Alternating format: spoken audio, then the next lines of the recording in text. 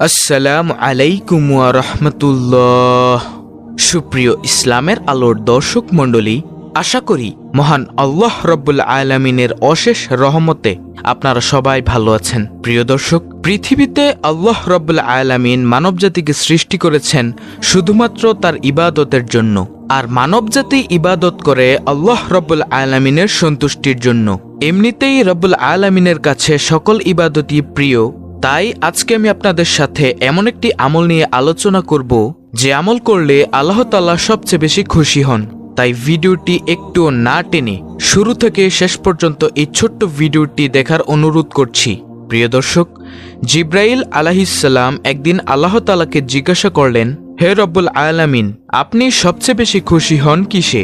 তখন আল্লাহ তাআলা বলেন, আমি সবচেয়ে বেশি খুশি হই তখন যখন আমার বান্দা আমাকে সেজদা করে। সুবহানাল্লাহ।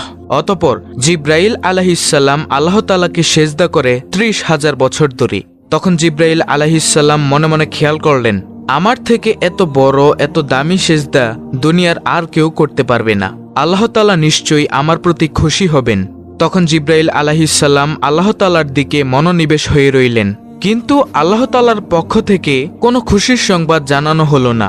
জিব্রাইল আলাইহিসসালাম আল্লাহ তাআলাকে জিজ্ঞাসা করলেন, হে রব্বুল আলামিন, আমি যে এত বড় সেজদা করলাম, আপনি কি আমার সেজদার প্রতি খুশি হননি? তখন আল্লাহ তাআলা জানিয়ে দিলেন, আমি তোমার প্রশ্নের জবাব পরে দেব, তার আগে তুমি একটু আমার আরশে আজিমের দিকে তাকাও।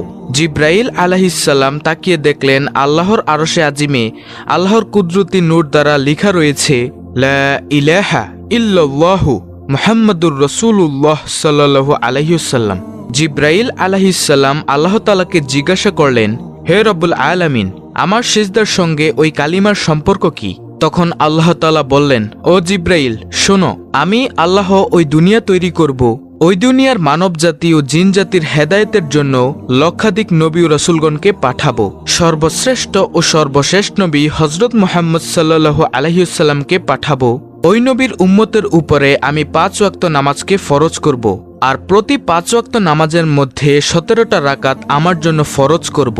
প্রত্যেকটা রাকাতের মধ্যে ২টি করে সেজদা হবে, আর প্রত্যেকটা সেজদার মধ্যে ৩ বার করে সুবহানা রাব্বিয়াল আলা পাঠ করবে।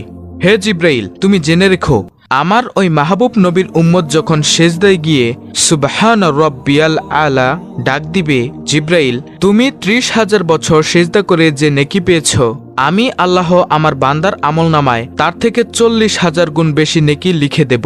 সুবহানাল্লাহ। প্রিয় দর্শক, এই হাদিস থেকে স্পষ্টভাবে জানা যায় যে আল্লাহ তাআলার নিকট সবচেয়ে প্রিয় আমল হলো তার প্রতি সেজদা করা এবং সেজদার তাসবিহ পাঠ করা। আর সেজদা করতে হলে অবশ্যই আপনাকে সালাত অর্থাৎ নামাজ আদায় করতে হবে। তাই আপনারা সকলেই চেষ্টা করবেন নিয়মিত ৫ ওয়াক্ত সালাত আদায় করার, এর পাশাপাশি আল্লাহ তাআলার প্রতি সকল বিধিবিধান মেনে চলার।